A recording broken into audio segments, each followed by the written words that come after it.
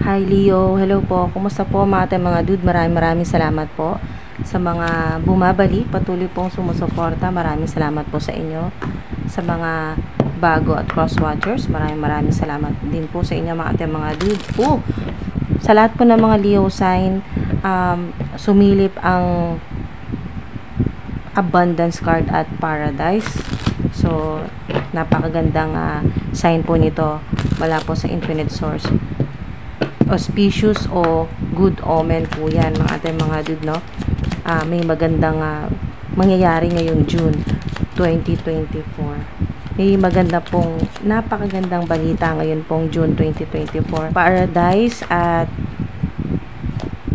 abundance card na sumisilip ay napakagandang magandang sign ito mula sa infinite source na may darating na magpapabago ng buhay po ninyo, ng sitwasyon po ninyo. Meron pong ayan, no, wow, sobrang synchronized, no? The butterfly, ito na po yun, no? Kung sa relationship po ninyo, sa mga kasama po ninyo sa bahay, sa buhay, family members, mga kaibigan, katrabaho, napakaganda po ngayong June na evolving yung energy, no, ng relationship. Ano man po yung relationship, no, romantic partner, kasama na rin po dyan. So, to the next phase na po yan. At ito na po yung sinasabing magbabago. Napakaganda pong mensahe sa inyo na kaya sumisili po ang abundance at paradise card dahil ito yung magandang pagbabago. Okay, so big happy changes po yan. Nandito na rin po yung healing ng inner child po ninyo.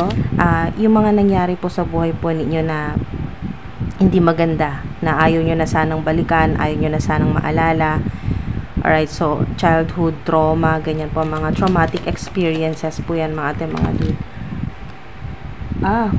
Napakaganda, sudden change ito. So, biglaan ito na pagbabago po mga ating mga dude ngayon pong June. Wow, meron din pong magpaparamdam sa inyo, no? Ngayon pong June. Or ikaw ito, may magugustuhan ka or may magkakagusto sa iyo, may magmamahal sa iyo. Sa ilan naman po na meron na pong romantic partner, romance is blooming. So, maganda po yan, no? Napakagandang senyales yan mula sa infinite source na meron talagang totoong pag-ibig. Okay? Meron naman sa ilan na makikipag-date po kayo or may magyaya po sa inyo na may mag-invite po sa inyo na mag-date or mag-dinner, ganyan po. Or lumabas, mamasyal. Fun flirting po yan, no? Hindi po yan yung toxic na klase ng pakikipag-flirt. Fun flirting. So, mga dude, merong biglaang magbabago sa sitwasyon po ninyo dahil po ito yung energy ng lightning.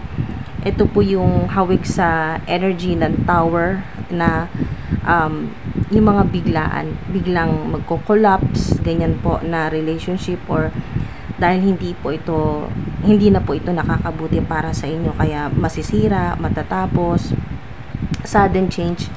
Meron din kayong mababalitaan na pwedeng magpasaya or magpalungkot sa inyo. Balitaan po kayo na shocking news po yan na hindi nyo po talaga mapaniwalaan. Mabibigla. Yan po yung energy, no? Sa ilan naman po ay may mga sorpresa po kayo, no? Sorpresa maaring sa mga taong special sa'yo o sorpresa mula sa ancestor mo. Yan po. O sa inyo pong mga guardian spirits, guardian angels, at lalo na po mula sa infinite source, King of Wands. So, wow. Maaari din po na ito po yung may gusto po sa inyo. King or Queen, vice versa. Kung ano po yung prefer, kung sino po yung prefer po ninyo, kung kayo po ay male, gusto niyo po ay female, nagugustuhan niyo po ay female, or LGBTQIA+, ganyan po. So, no judgment po tayo dito mga ating mga dude. Basta kung ano po yung prefer po ninyo, no? Kung sino po yung prefer or yung sino po yung gusto po ninyo. So, King or Queen of Wands po ito. kung sa career magiging successful, maganda kasi ito yung masosorpresa ka or good news ito mula po sa Infinite Source na kung ano man po yung pinagkakitaan ninyo sa kasalukuyan, ano po yung trabaho po ninyo, may celebration. Wow, maganda, napakaganda pong senyales yan. Maaring sign ito na makakita po kayo ng angel number 333, 333 po sa oras, or 5555, 55 sa oras, or 222. And po, merong sweet sa inyo, or yung talagang magpapakita siya na magpaparamdam siya ng yung paghanga sa'yo or pagkagusto sa'yo, or ipaparamdam niya kung gaano ka-espesyal. At may mga sorpresa talaga dito po sa Page of Cups. May mga sorpresa at may mga celebrations. Maring may connection sa inyo na Cancerian o fire sign, Aries, Sagittarius, Leo, o kaya po sa ilan naman po ay Cancer, Scorpio, Pisces. May celebration po dyan at talagang mararamdaman nyo yung suporta ng mga tao pong nagmamahal po sa inyo. Yan po, romantically o kaya po mga kaibigan, katrabaho, family members. Napakaganda, no? May growth sa kung ano man po yung ginagawa ninyo sa career po ninyo, may growth at expansion po yan. Successful yung energy dito sa King or Queen of Wands. At ito din po yung celebrate your success with those you care about. Ito po yung Three of Cups. So, napaganda, no? Puro success po yan. At maraming mga tao na magre-reach out sa'yo, gusto kong makausap, gusto kang maging kaibigan, makatrabaho, ganyan po mga dude. Kagusto-gusto, ayan po yung energy. Gustong-gusto ka ng mga tao ngayon, at kailangan din kung ano man po yung product o services o kung ano po yung ginagawa po ninyo, mga dude. So, ito yung butterfly, maaring meron po kayong tattoo na butterfly, or meron po kayong may makita po kayo na in any shape or form, mga dude, na kahit saan nyo po makita, no, sa video, pictures, ganyan po, tattoo o pendant, ganyan po, or design po sa t-shirt, butterfly. Pag nakita nyo po yan, ayan na, start na po yung inyo pong success, yung abundance, at yung biglaan po ninyong mga blessing na matatanggap ngayong June. Sudden change din po yan. Biglaang pagbabago. Kasi ang 555 ay pagbabago po yan. So mga dude, napakaganda pong mga mensahe mula po sa Infinite Source, Angelic Being, sa mga ancestors po ninyo na sa wakas, yan po. Sa ilan naman po within the next few months, o maaari din po sa ilan na matagal ka na naghihintay. So ito na po yon. Kung ilang buwan ka na naghihintay, kung ano man po yung hinihintay mo, ito na yung success. Sa ilan mga dude, ang success po ninyo ngayong June na po yan, at ang iba naman po maghihintay ka pa, lalo na kung kakaumpisa mo pa lang. Yung sinasabi dito na success sa career po ninyo, sa pera, within the next few months. Mga signs dito na yung tinutukoy dito na within the next few months ay maaring 2, 3, or 5 months po yan, at magiging successful po kayo sa kung ano man po yung ginagawa po ninyo, or sa relationship naman po yan, friendship, or sa romantic partnership nyo po.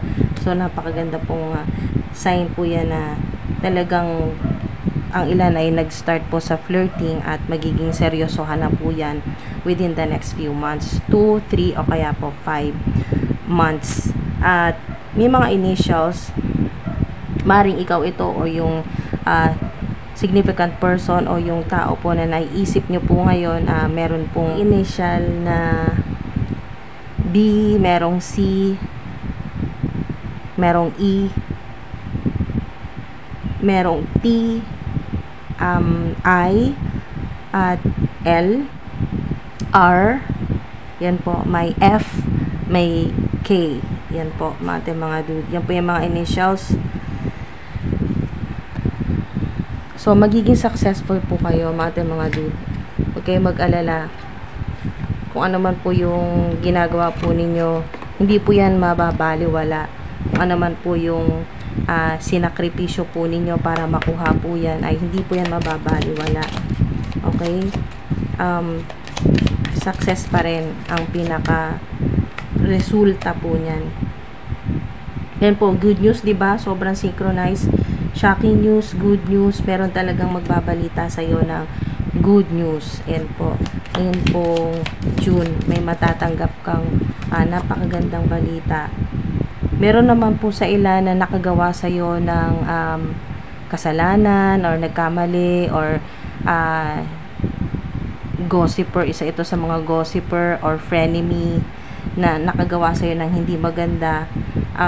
Maaring iniisip niya na alam mo na kung ano yung ginawa niya sa'yo na hindi maganda at takot siyang tawagan ka or i-chat ka, i-text ka.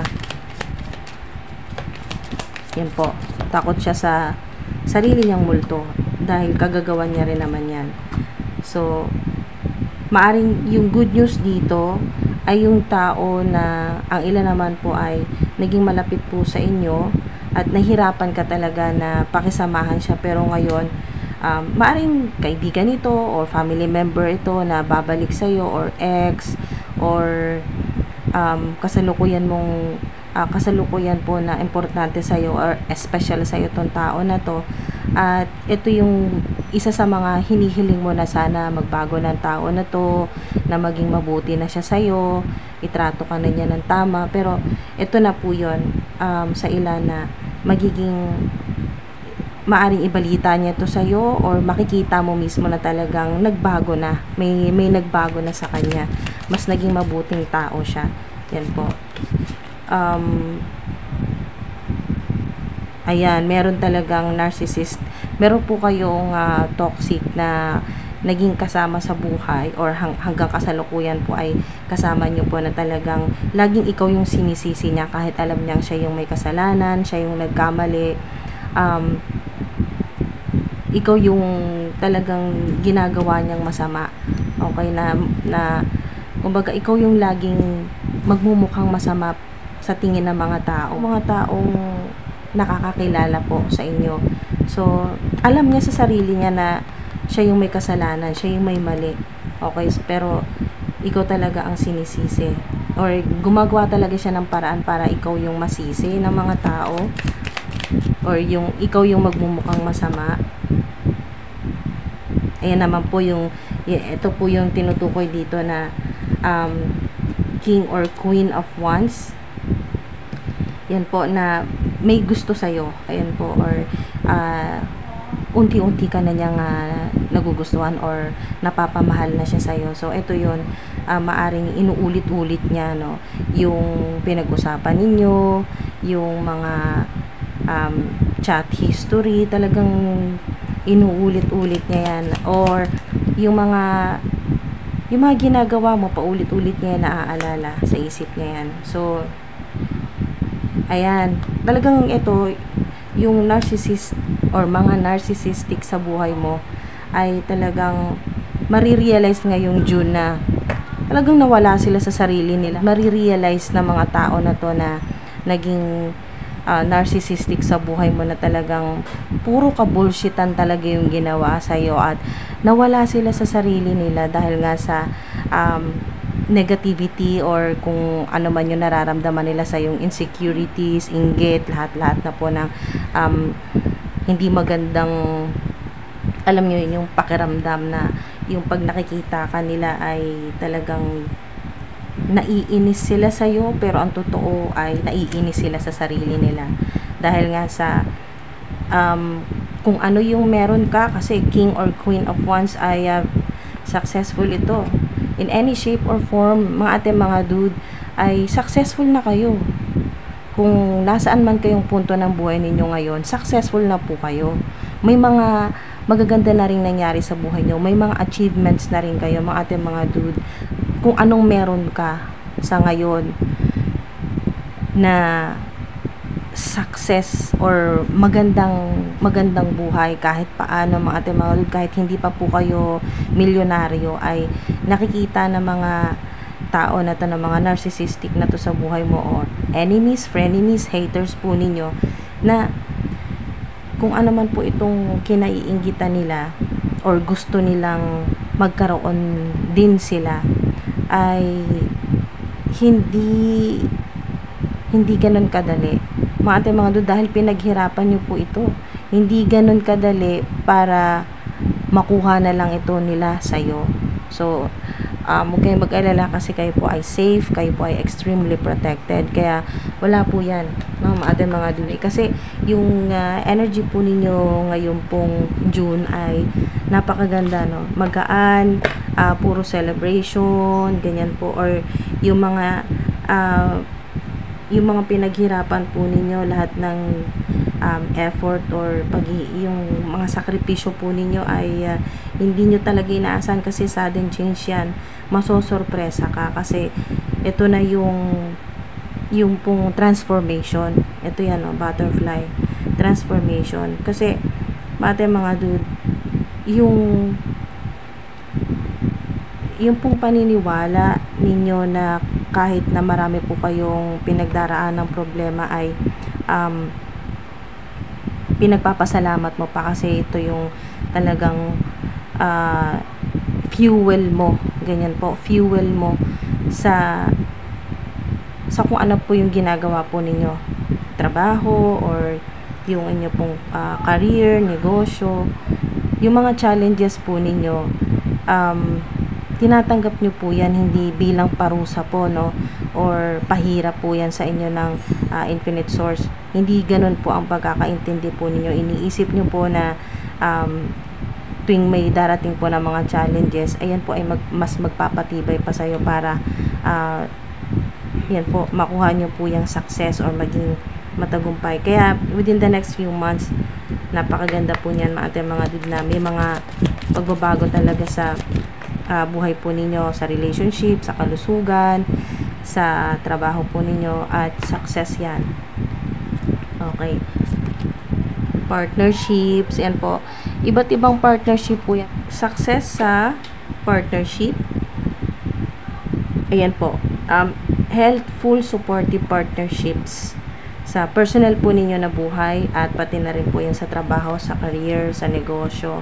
Magandang partnership. Tamang-tama din na ito po yun, no, sa ilan na nagsisimula or romance is blooming. So, ibig sabihin ay talagang tumataas na po yung mga dude. Yan po ay papunta na rin po yan sa mas malalim po na commitment, no, sa love, sa partnership, romantic partnership. So, napakaganda po niyan. Success sa romantic partnership, pati na rin po sa business or sa trabaho po ninyan, sa career. Basta partnership po na may connection po sa trabaho or sa pera, napakaganda po. So, wow, napakaganda kasi yung mga tao po nakagawa sa inyo ng pagkakamali ay ma-realize nila yan. Matatauhan sila ngayong June na sila pala talagang may kasalanan. Okay, so binubunton lang nila sa'yo yung init ng ulo, yung stress nila, binubunton nila sa'yo. Ang totoo, wala ka naman talagang ginawang kasalanan, wala kang pagkakamali, ginagawa mo lahat ng kaya mo, ginagawa mong best mo. So, nasa kanila talaga. Nasa kanila. Aminado sila sa sarili nila, mga dude. Hindi man nila sa'yo masabi, hindi man nila sa'yo maamin, pero aminado sila sa sarili nila na kasalanan nila, no?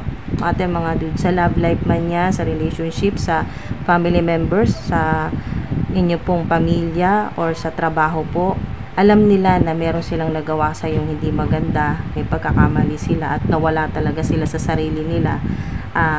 Hindi man lang nila naisip na wala ka namang ginagawang masama sa kanila, pero yun nga po, ginawan ka nilang hindi maganda, or may gaslighting, may gossiper, ganyan po, yung siniraan ka, kung ano-anong ginawa or sinasabi. Ari din mga dude na itong tao na to ay minsan nang nakipag-argumento sa'yo or minsan nang nakipagsagutan, ganyan po.